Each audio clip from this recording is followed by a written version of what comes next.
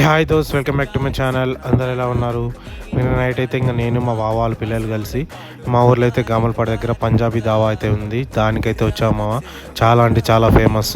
మనకు ఓపెన్ ప్లేస్లో చూసారు కదా, సిట్టింగ్ అరేంజ్మెంట్ అయితే ఉంది, టేబుల్ సెట్స్, కుర్చీలు, బ్యాక్గ్రౌండ్లో మనకి లైటింగ్, లొకేషన్ స్పాట్ కూడా చాలా అంటే చాలా బాగా నచ్చింది నాకు.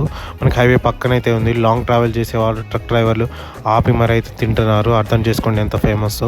మీరు కూడా ఎప్పుడైనా దాబాకు వస్తే మీ ఎక్స్పీరియన్స్ ఎలా ఉందో కమెంట్ చేయండి కమెంట్ సెక్షన్లో. ఇంకా మేమైతే మెనూ తీసుకొని ఆర్డర్ అయితే చేసాము. పుల్కా చికెన్ బోన్లెస్ కర్రీ అయితే ఆర్డర్ చేసాము.